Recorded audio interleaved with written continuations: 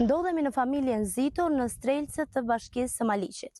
2 ditë më parë, banesa e tyre u përfshi nga flakët dhe ajo çka mbeti janë vetëm gërmadhat.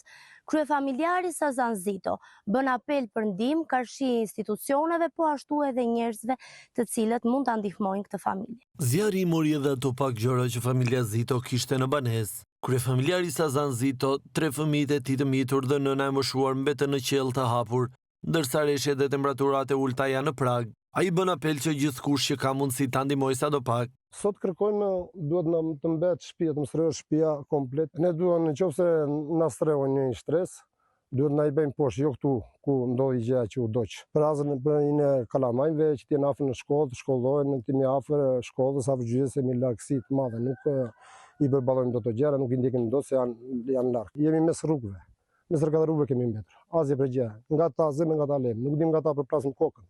Jemi shumë të ngarkuar, shumë të tensionuar jemi. Fatmirësisht nga zjarri nuk pati viktima apo të lënduar, por flakët përfshin të gjithë banesën duke shkrumbuar çdo gjë në pak minuta.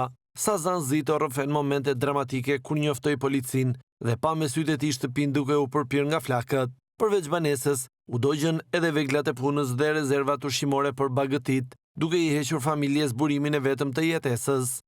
Unë atë ditë i ka në Korçë që në mëngjes. Mora fëmijët me vete. Kur kthehem nga ora 1:30, kur vi këtu, shtesh i konje. Zura kokën me dorë. Kishte marrë komplet shtëpia, pula tëra që mezi si çishte komplet. Janë ndjekur tërë, nuk shpëtova dot asgjë për gjë. Të tëra u bën shkrum. U doq Zairia, u doq në komplet të tëra mekania, të tëra gjëra që ishin aty të tëra komplet u doqën. Bashkia Maliq ka njoftuar se do të marrë masa për t'i ardhur në ndihmë familjes Zito, duke strehuar përkohësisht në ambientet e ambulancës së fshatit dhe duke ofruar ndihmë ushqimore deri në rindërtimin e banesës.